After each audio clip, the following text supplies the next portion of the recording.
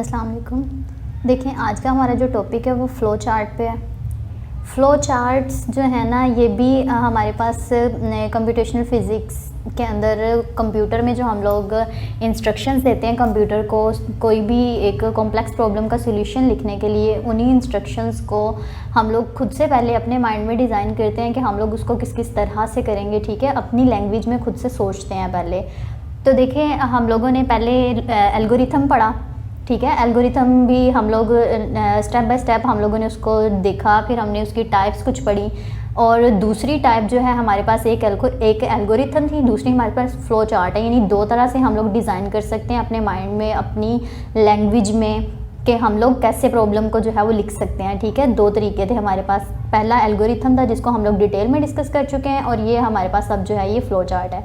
Flow chart में देखें, आपको दो वर्ड्स नज़र आ रहे हैं, एक है फ़्लो, एक है चार्ट। ठीक है, इनको इकट्ठा भी लिखा जाता है फ़्लो चार्ट को। ठीक है, एक वर्ड है फ़्लो। फ़्लो का मतलब है डायरेक्शन ऑफ प्रोसेसिंग, यानी हम किस किस तरह से यानी हमने किस डायरेक्शन में जाना है। पहली ये वाली इंस्ट्रक्शन है, इसके बाद हम लोगों ने ये वाला काम करना है, फिर ये वाला काम करना है, फिर ये वाला करना है। ठीक है, यानी हमने अपनी ही बातों को एक डायरेक्शन दे दी है कि पहले हम ये काम करेंगे, फिर ये काम करेंगे, देन ये काम करेंगे। ठीक है, तो हम लोग जैसे फ़र्ज़ करें कि हमारे पास, जैसे मैंने आपसे एक एग्जांपल दी थी आपको कि हमने किसी बच्चे से दो बुक्स के उसके मार्क्स पूछे हैं, फ़िज़िक्स और कंप्यूटर। ठीक है, फिर हमने उन्हीं दोनों बुक्स के मार्क्स को उसको सम अप करके, उसने कहा था मुझे बताएं कि मेरे टोटल मार्क्स कितने हैं। हमने उसको सम करके बताया, फिर उसकी एवरेज लेके बताई है। ठीक है, फिर हम लोगों ने जो मतलब फॉर्मूलाज लगाए थे सम का और एवरेज का, फिर उसी को हम लोगों ने प्रिंट या डिस्प्ले करवा के दिखाया था। ठीक है, सम को भी और एवरेज को भी।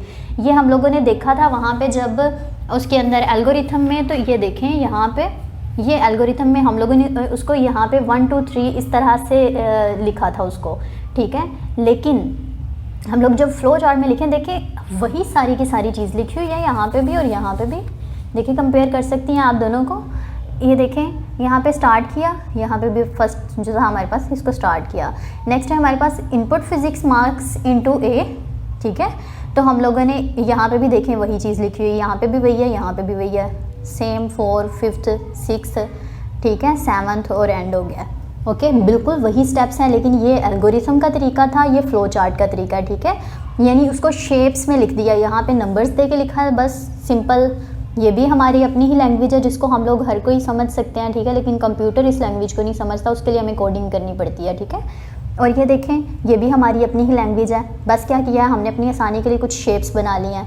ठीक है, तो मैंने आपसे ये कहा था यहाँ पे अभी के लिए कि फ़्लो जो है हमारे पास, यहाँ पे फ़्लो चार्ट के अंदर वर्ड वो डायरेक्शन बताता है, हमने प्रोसेस कैसे करना है कि स्टार्ट किया, उसके बाद फर्स्ट इनपुट जो है वो आप इनपुट करवाएं, डालें उसके अंदर। ठीक है, फिर कंप्यूटर को सेकंड इनपुट दें। ठीक है, देन आप दोनों को क्या करवाएं, ऐड करवा दें। ठीक है, फिर उसके बाद एवरेज। जैसे मैंने आपसे कहा था, अगर क्या करती हूँ मैं, सम वाली को बाद में ले जाती हूँ, एवरेज को वाली को पहले ले आती हूँ, तो जब हमने सम निकालना ही नहीं है, ठीक है, तो एवरेज वाले में यहाँ पे हम सम कैसे पुट कर सकते हैं। ठीक है, तो एवरेज जो है वो हमारी सही नहीं आएगी।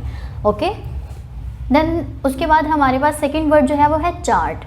चार्ट का मतलब है कि हम लोगों ने सिंबल्स की फॉर्म में लिखना है। जैसे देखें, ये ओवल शेप है। ओके, ये हमारे पास पैरेललोग्राम है, ये भी पैरेललोग्राम है, ये हमें रेक्टेंगल नज़र आ रही है। ठीक है, ये भी पैरेललोग्राम है, ये भी पैरेललोग्राम है, ये ओवल शेप है। तो क्या हम लोग जहाँ पे मर्जी जो मर्जी शेप लगा देंगे? नहीं, ऐसा बिल्कुल भी नहीं है। शेप्स जो हैं वो स्पेसिफाई हैं कि आपने इस काम के लिए ये शेप यूज़ करनी है, इस काम के लिए ये शेप यूज़ करनी है। ओके, तो हम लोग शेप्स को देखते हैं यहाँ पे अब जी। तो देखें, नेक्स्ट हमारे पास शेप्स हैं। तो फर्स्ट हम लोग क्या करते हैं, स्टार्ट किया है या एंड किया है हम लोगों ने इन दोनों के लिए ओवल शेप यूज़ करनी है। ओके, ये देखें, ये ओवल शेप है।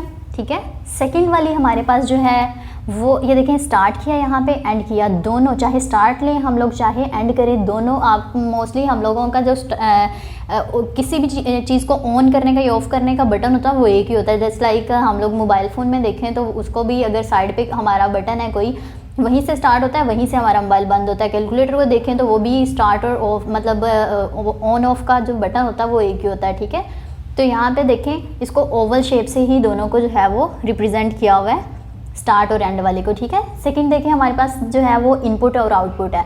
ठीक है, चाहे हम लोग इनपुट एंटर करवा रहे हैं, चाहे उससे निकाल रहे हैं, आउटपुट के तौर पे हम लोग ले रहे हैं, डिस्प्ले करा रहे हैं, प्रिंट करा रहे हैं, ठीक है। आउटपुट कह लो, प्रिंट कह लो, डिस्प्ले कह लो, कुछ भी कह लो, ठीक है, सबका मतलब यही होता है, ठीक है। तो इनपुट, ये देखो यहाँ पे फिजिक्स के मार्क्स इनपुट करवाए, यहाँ पे कंप्यूटर के मार्क्स इनपुट करवाए, यहाँ से हम लोगों ने सम आउटपुट में लिया, यहाँ पे एवरेज आउटपुट में लिया। तो इनपुट्स दोनों और आउटपुट्स इन दोनों के लिए देखें हमने पैरालेलोग्राम्स यूज़ किए हैं। ये पैरालेलोग्राम की ये शेप होती है, ओके।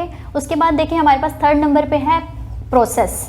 प्रोसेस का मतलब है जो हम लोग फार्मूलाज यूज़ करते हैं, यहाँ पे जो जो चीज़ भी हम प्रोसेस में यूज़ करेंगे, फार्मूलाज यूज़ करेंगे, ठीक है, उनको हम लोगों ने जो है ना रेक्टेंगल्स में लिखना है, ओके। फ्लो चार्ट में जब हम लोग शेप्स बना रहे होते हैं उनकी बात कर रही हूँ, जब हम लोग फॉर्मूला लिखते हैं उसको रेक्टेंगल्स में लिखते हैं, ओके। तो नेक्स्ट यहाँ तक हमारे 3 हो गए हैं। नेक्स्ट हम लोग फोर्थ वन देखते हैं कि हमारे पास कौन सा होता है। फोर्थ वन हमारे पास है सिलेक्शन का। फोर्थ वन कौन सा है हमारे पास है? सिलेक्शन का। सिलेक्शन को हम लोग डायमंड सिंबल से करते हैं रिप्रेजेंट। डायमंड सिंबल कौन सा होता है? ये वाला सिंबल यूज़ होता है। सिलेक्शन पोर्शन कौन सा होता है? मैंने आपको एक एग्जांपल दी थी जब कंट्रोल स्ट्रक्चर करवा रही थी। ये देखें यहाँ पे मैंने आपसे बोला था कि हमने क्या किया, एक बच्चे के मार्क्स हमें पता है, हमने उस बच्चे को बताना है कि आप फेल हो या पास हो, ठीक है। अगर उसके मार्क्स 33 से ग्रेटर हैं या 33 के इक्वल हैं, देन हमारी जो है अब ये सिलेक्शन की ये जो स्टेटमेंट है ये ट्रू हो जाती है। यानी इफ़ यहाँ पे स्टेटमेंट क्या थी हमारी, कंडीशन क्या थी, ये थी कि marks greater than equal to 33। अगर मार्क्स ग्रेटर हैं 33 से या इक्वल हैं 33 के तो ट्रू होगी, ठीक है। और अगर ऐसा नहीं होता तो फॉल्स हो जाएगी, इधर चला जाएगी, यानी या तो वो फेल है या पास है, दो ही तो उसके पास सिलेक्शन के ऑप्शंस हैं, ओके। तो ये सिलेक्शन स्ट्रक्चर था, वहाँ पे हम लोग सिलेक्शन के लिए जो है ना डायमंड सिंबल को यूज़ करते हैं, ओके हो गया। नेक्स्ट देखें, नेक्स्ट हमारे पास है फ्लो लाइंस। क्या है? Flow lines. तो मैंने अभी आपको जब करवाया था, ये करवा रही थी, तो देखिए यहाँ पे हम लोग सारी लाइंस के ज़रिए से हमने सारी शेप्स को क्या किया हुआ है, आपस में कनेक्ट किया हुआ। तो इन लाइंस को क्या बोलते हैं? इनको हम लोग बोलते हैं flow lines. Flow lines basically हमें डायरेक्शन दे रही हैं कि किस इंस्ट्रक्शन के बाद कौन सी डायरेक्शन इंस्ट्रक्शन की तरफ हमने जाना है, ठीक है। तो फ्लो लाइंस क्या कर रही हैं, हमें इंस्ट्रक्शंस की डायरेक्शन दे रही हैं, उसको इंस्ट्रक्शंस को डायरेक्शंस दे रही हैं, ओके। नेक्स्ट हमारे पास है कनेक्टर्स। कनेक्टर भी मैंने आपको करवाया था सिलेक्शन स्ट्रक्चर के अंदर ही, ये देखें इसके अंदर यहाँ पे मैंने आपको कराया था कनेक्टर। ये हमने क्या किया था, या तो वो फेल है या पास है, ठीक है। दोनों हमारी जो होंगे वो आके यहाँ पे कनेक्ट होंगे इस कनेक्टर के थ्रू। कनेक्टर के अंदर हमेशा जो है ना चीज़ें एंटर होती हैं, सिलेक्शन से हमेशा बाहर की तरफ जाती हैं। यहाँ पे एरोज आने थे ये, ठीक है।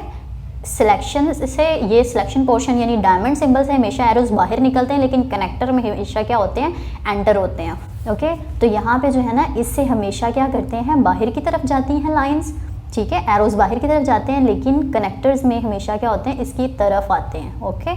एरो हेड जो होता है वो इसकी डायरेक्शन जो होगी टुवर्ड्स द सर्कल होगी, ओके। और कनेक्टर को जो है वो सर्कल के सिंबल से रिप्रेजेंट किया जाता है, इसको डायमंड से किया जाता था और इससे बाहर निकलती थी, ओके। नेक्स्ट 7th वन है हमारे पास से फंक्शन कॉल का सिंबल, या ये कह लो कि फंक्शन कॉल का जो है हमारे पास एक शेप है।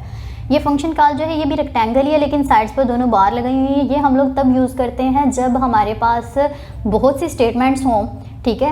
तो हम लोग बार बार वो बहुत सी स्टेटमेंट्स नहीं लिखना चाह रहे, तो हम लोग उसकी जगह पे ये सिंबल यूज़ कर लेते हैं, ठीक है। उसका मतलब ये होता है कि साइड पे हमने जो इतनी ज़्यादा इंस्ट्रक्शंस लिखी हुई है ना, वो सारी की सारी इंस्ट्रक्शंस जो है ना इसी के अंदर हैं, ओके।